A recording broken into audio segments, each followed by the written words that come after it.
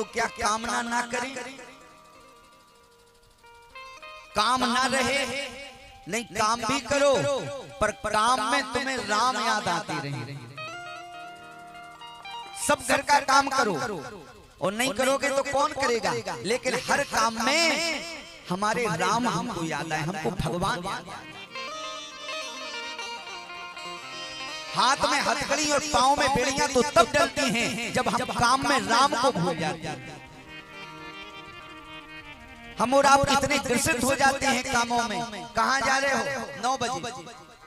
महाराज को काम से चलो 12 बजे तक तो फुर्सत मिल जाएगा। भैया अब तो फुर्सत बस महाराज, थोड़ी काम से जा रहे फिर आ रहे। शाम के 5 बजे तक मिले, कहां जा रहे? काम से जा रहे। रात के 11 बजे तक मिले, कहां जा रहे? काम से जा रहे। अच्छा अगर कोई कहेगा तो बुरा लग जाएगा? आपसे कोई कहेगा तुम काम से जा रहे हैं तो बुरा लग जाएगा?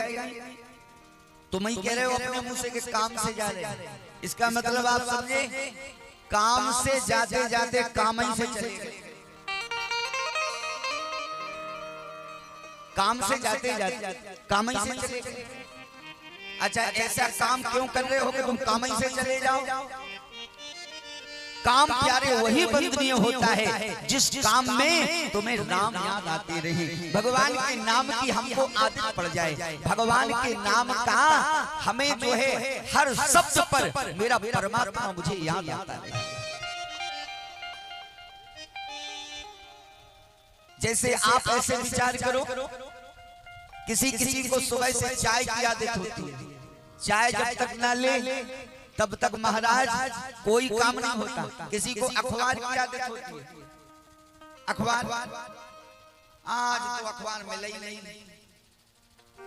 जैसे शुद्ध घी हो अखबार ही और अखबार में कोई रामायण की चौपाइयां नहीं लिखी हैं। जैसे अखबार खोला सुबह से उसमें लिखा 70 मरे 85 घायल। बोलो भैया, सिलेंडर फट गया, सास मर गई, बहू मर गई, ये उसमें न्यूज़ें निकल रही है। इसको आप जो है ऐसे समझे कि किसी को अखबार की आदत है, किसी को चाय की आदत है, किसी को गाली देने की आदत है, किसी को गांव में परिक्रमा करने की आदत है। इन आदतों को भुला करके अगर हमारी वाणी पर भगवान के नाम की आदत पड़ जाए, कैसे? जैसे आप वृंदावन जाओ और रिक्शा वाले से कहो कि जरा एक तरफ होना, नहीं होगा, साइड नहीं देगा। अच्छा रिक्शा वाले को क्या कहना पड़ेगा? जो आप लोग वृंदावन गए होंगे और रिक्शा वाले से अगर साइड लेना है, एक तरफ कराना है, तो पीछे से आपको यही कहना पड़ेगा राधे राधे राधे राधे। तब वो समझेगा कि पीछे वाला कोई कह रहा है कि साइड दे, क्योंकि उनको आदत पड़ गई ना राधे राधे। और अयोध्या जाओ तो अयोध्या में कोई राधे राधे नहीं कहेगा। वहां आप महाराज जी को हाथ जोड़ नहीं पाएंगे और वो अपना नाम लेना शुरू कर देंगे। महाराज जी कहाँ से आए हो? राम जी की इच्छा से अयोध्या से आए। महाराज जी कहाँ जाओगे? राम जी की इच्छा से बनारस जाएंगे। महाराज जी भोजन क्या करोगे? जो राम जी की इच्छा होगी। हर शब्द में राम जी की इच्छा। जरा ये आदत बना के देखो माताओं, इसमें कुछ लगने नहीं है। आदत बनाओ, लेकिन ये आदत बनती नहीं। और ये आदत अगर आपकी बन गई ना माताओं, तो ध्यान रखना, घर का कोई भी काम करना, किचन का काम करना, रसोई घर का काम करना, भोजन बनाना, और भोजन में अगर नाम की आदत पड़ गई ना, तो मसाले कम डालना अपनी सब्जी में, धनिया कम, मिर्चा कम, लौंग कम, इलायची कम, गरम मसाला कम, बड़ी लौंग, छोटी लौंग ये कम डालना। केवल नाम लेते लेते बनाना। गारंटी दे रहा हूँ, जो आपका भोजन मसाले डालने से अच्छा नहीं लगेगा, उतना आपका भोजन भगवान के नाम लेने से अगर आपने बनाया होगा तो बहुत सुंदर लगेगा। ये गारंटी जरा लेकर देखिए। और इसीलिए मुझे लगता है कि पहले जहां भोजन बनता था उस घर का नाम था रसोई घर। रसोई घर और रसोई घर जानते हैं, रसोई घर का मतलब है जहाँ चारों तरफ से रस ही रस लहराता हो। अब रस कहाँ से लहराएगा? क्या गन्ना थोड़ी लगे हैं रसोई घर में? रस का मतलब है जब नाम लेते लेते अगर आपने भोजन बनाया होगा तो चारों तरफ से रस ही रस लहराता होगा। अब तो रसोई घर का नाम ही बदल दिया, कोई नहीं लिखता जहाँ भोजन बनता कि ये रसोई घर। अब क्या लिखते? किचन। किचन का मतलब जाने हो? किचन माने क्या होता है?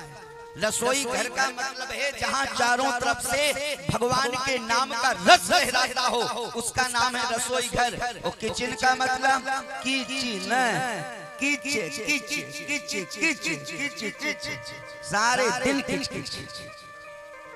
झगड़ा करना है पति से और छोटे बालक को डांटना शुरू किया, तमाचा देना। अरे तुझे कोई नहीं चाहेगा, तुझे तो कुआं में पटक दे, आग लगा दे।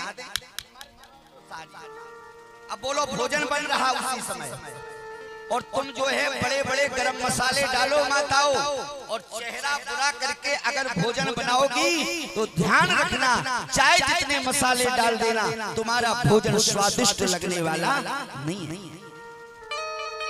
अच्छा, आपने देखा होगा हम और आप कहीं भंडारे में भोजन करते हैं, कहीं किसी महात्मा के आश्रम में भोजन करते हैं, वहाँ इतना मसाला नहीं डाला जाता जितना हमारे आपके यहाँ डाला जाता है। संतों के यहाँ आप जाओ, डालना है सब्जी में 1 बाल्टी पानी और बड़े बड़े संत आए महाराज, बड़े बड़े बाल्टा भर के आए, उन्होंने 12 बाल्टी पानी डाल दिया, लेकिन तब भी वो भोजन हम और आप करते हैं। बोलो ईमानदारी से कितना बढ़िया लगता है, बहुत अच्छा लगता है। क्यों?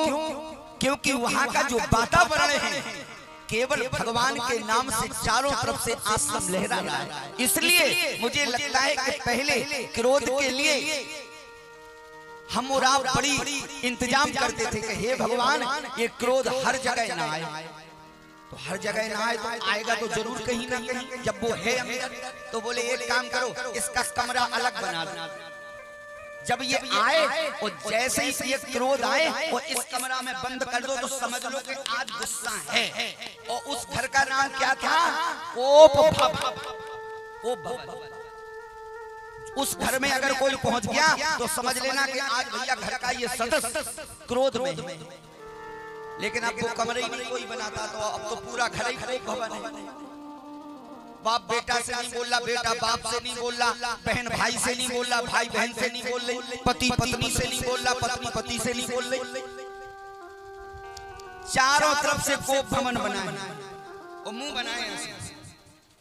गुस्सा क्यों आ रही? हमें खुद पता नहीं क्यों आ रही गुस्सा। सारा घर तुमने कोप भवन बना दिया। बोलो बोलो, ये हमारी आपकी विडंबना है।